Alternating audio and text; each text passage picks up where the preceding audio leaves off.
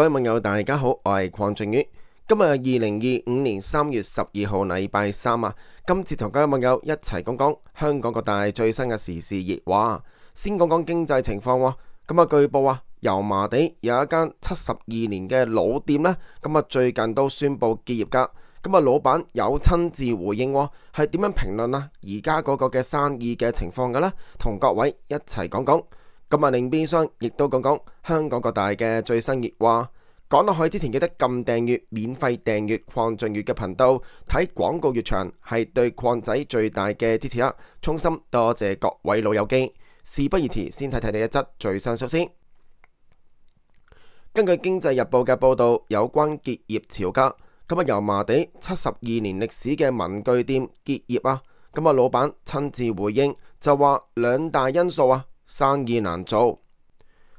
內文提到啦，位於油麻地上海街嘅大達文具行，鋪外除咗有光榮結業嘅標語之外，門外印上店鋪簡介同埋結業通知噶。內文嘅意思大概呢，就話大達文具行啦，喺1953年開始經營噶。前身係大書局啊。1985年呢，就改名叫做大達文具行。講緊呢，服務街坊超過72年噶。而家已經完成歷史任務。定於2025年3月底光榮結業。為咗報答街坊厚愛啊，3月份就推出結業前嘅特別優惠，歡迎街坊光臨惠顧。文具行現任嘅經營者陳振雄呢，係家族成員嚟噶。佢表示曾經從事其他行業，10年之前已經退休，就話啦，因為幾年前爸爸身體欠佳，所以呢家姐同細妹呢重新返嚟鋪頭經營噶。上個禮拜預告結業消息一出啊，佢就話好多街坊呢特別前來噶，表示相當之唔捨得。提到決定結業嘅原因，佢就話家族成員呢個年紀啊漸大噶，係時候結束業務，而當中兩大原因噶係行業啊面對困難，就話啦，一來商業模式改變啊，而家好多學生返學啊都係用 iPad， 即係嗰個電腦熒幕嚟寫字噶。嚟買筆嘅人士呢減少。有啲老牌嘅大書局啊，早前啊都已經執咗笠。另外啊，網購盛行，亦都係自營商就話啦，個個依家都淘寶上網買同一件貨品，可能只係7折啦。以前賣籃球啊、足球啊，一年都翻幾次貨噶。如今呢，就已經好難賣得出咁話。以上嚟自經濟日報嘅報道，講緊啦，呢一間72年歷史嘅文具店啊，前身呢係大書局嚟嘅。1985年呢先至改名，就叫做而家呢一間嘅大達文具行啊。估計呢可能有網友都幫襯過。近日呢就傳嚟啊3月底光榮結業噶。原來呢訪問到老闆，老闆就話啦，冇計啊，因為嗰個嘅商業模式已經改變。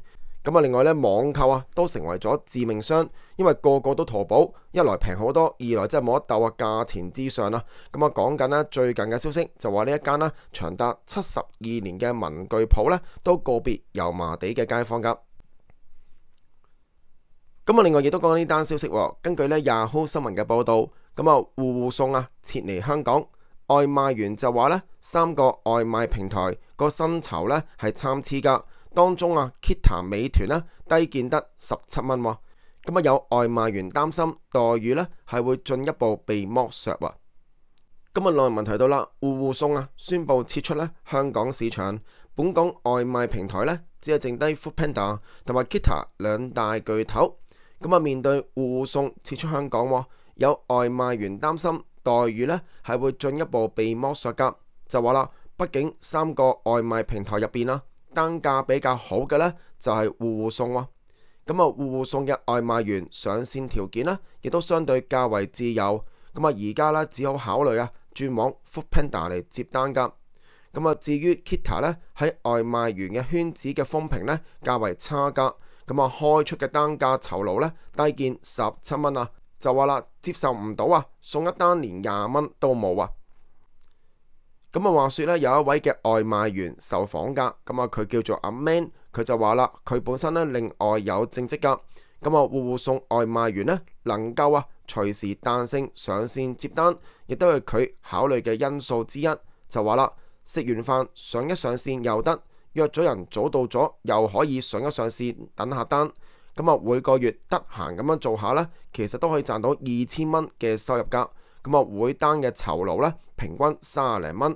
咁啊，佢就話啦，有一次落微微雨，可能冇咩人開工啦，試過送遠少少單價去到77個3咁啊，計埋80%嘅接單率嘅加成嗰張單呢就收到100蚊以上嘅人工㗎。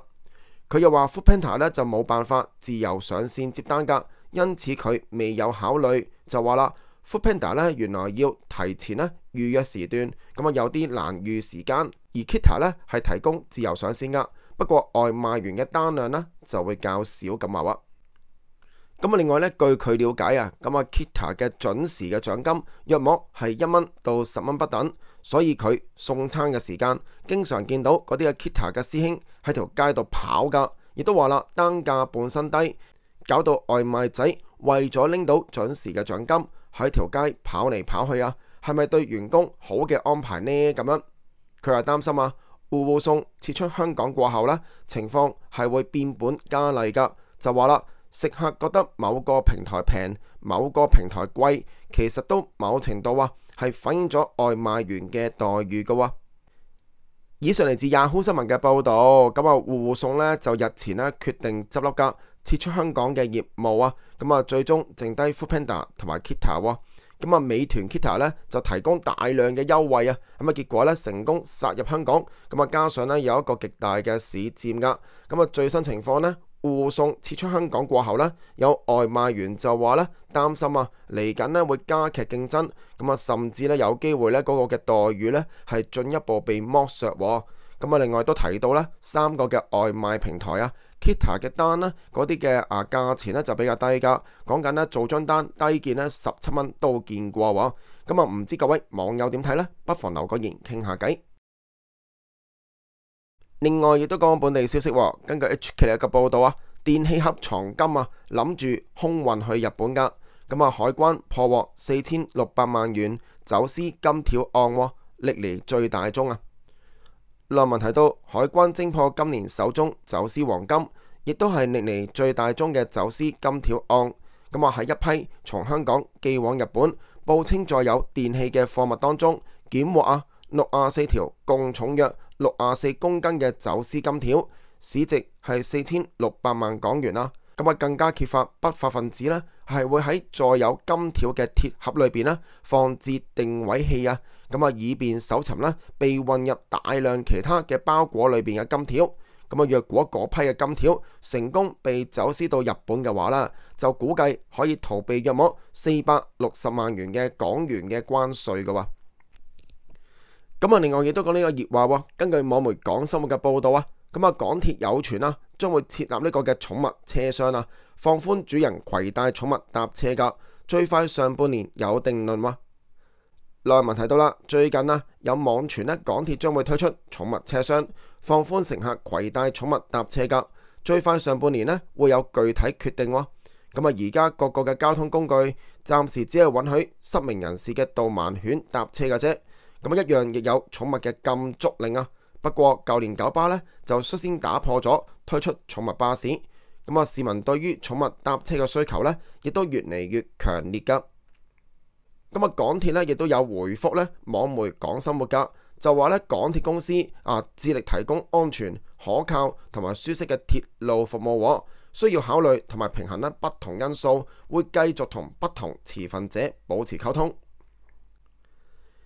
以上嚟自網媒港生活嘅報導。咁啊，話說網上有消息就傳港鐵將會設立寵物車廂。咁啊，其實呢個倡議都已經好多年㗎啦。咁啊，講緊希望能夠俾啲嘅主人可以將貓狗放入袋，喺唔騷擾到人哋嘅情況下去乘搭港鐵㗎。咁啊，皆因其實本來就冇公共交通工具俾一啲無鞋嘅主人可以帶一啲嘅動物出街。不過舊年就有九巴推出一啲嘅寵物路線。